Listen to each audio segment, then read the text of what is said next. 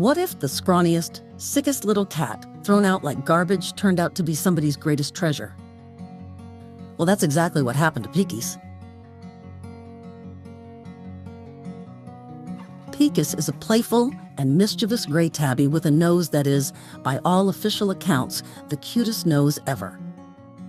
He's also an experienced adventurer who is absolutely convinced that every forest and every beach was put on this earth specifically for him to explore.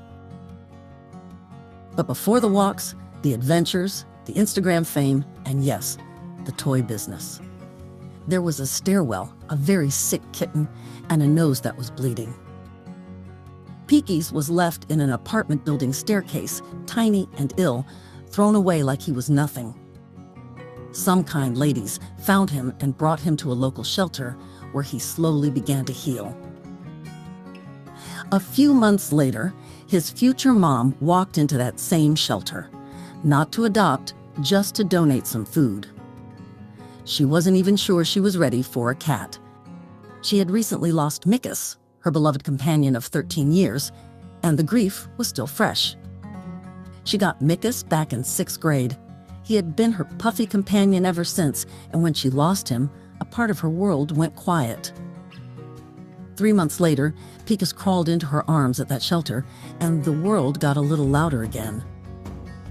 The little guy crawled right up to her, looked her in the eyes, and that was it. A life-changing decision was made. And it's impossible not to wonder if Pikis sent this kitten into her life to fill the void he left when he crossed the Rainbow Bridge. So yes, she is, from the bottom of her heart, grateful to the person who threw Pikis away. As strange as that sounds, that careless, cruel act set off a chain of events that changed her life completely.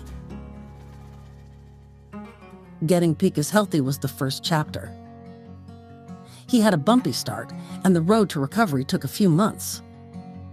But once he got up on his paws, there was no stopping him. The glow-up was so remarkable that even looking at his old photos still brings tears to his mom's eyes. From a frail, bleeding kitten in a stairwell, Pikis grew to a curious adventurer. And adventures, it turned out, were going to be his specialty.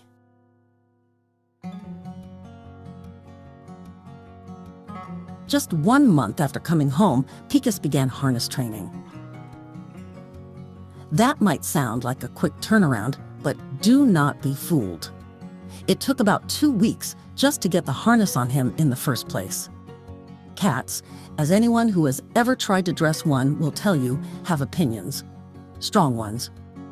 But his mom was patient, consistent, and determined, and eventually Pikis decided that the harness was acceptable and that the outside world was, in fact, worth investigating. And investigate he did. Forests, shops, markets. Pikis has been to places most cats only dream about from their windowsills.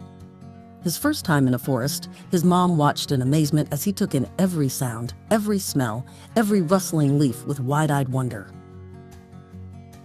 He was still working on cars. Engine noises were not exactly his favorite thing, but his mom was sure they would get there.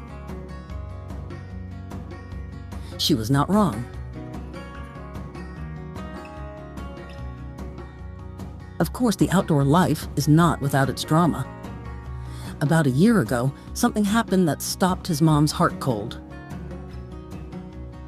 On one of their regular walks, Pikis started coughing. They rushed to the vet immediately. Tests were run, his heart was checked, his lungs were checked. Nothing was found.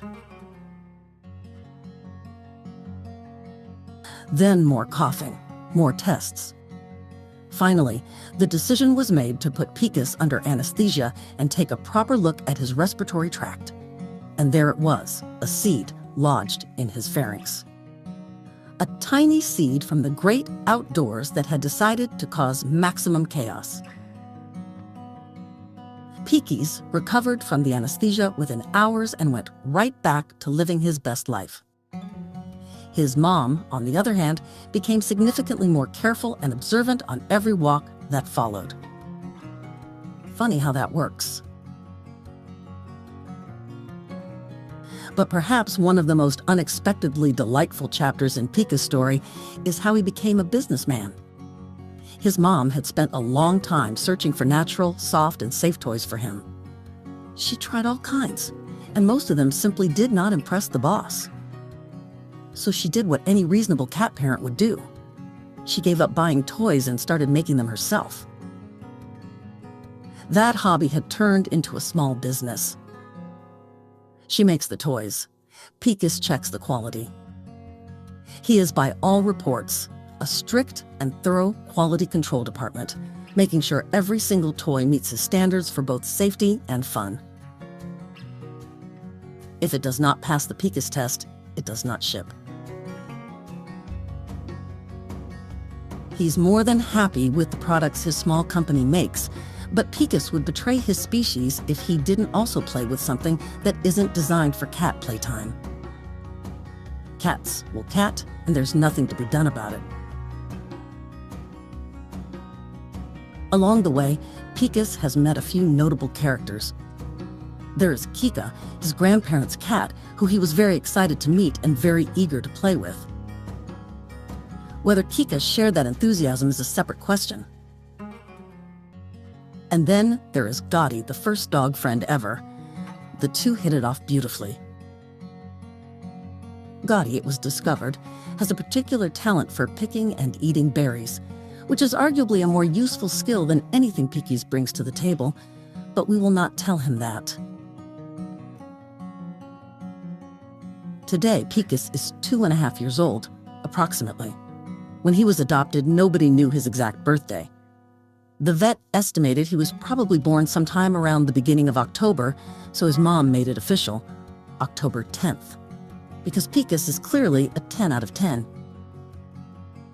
Sharing their life online, Pikis and his mom built a community of nearly 60,000 followers, opened their own little store, and landed what his mom describes as crazy brand deals. Not bad for a cat who started life in a stairwell. But beyond the numbers and the business and the adventures, there is something quieter and more important at the heart of this story. It is the message about second chances for a sick kitten who was thrown away and for a grieving woman who wasn't sure she was ready to love again.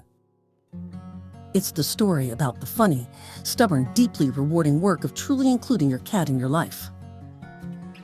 And it is a reminder that sometimes the best things that ever happened to us show up tiny, sick, and meowing in a shelter, and crawl right into our arms before we even know what hit us.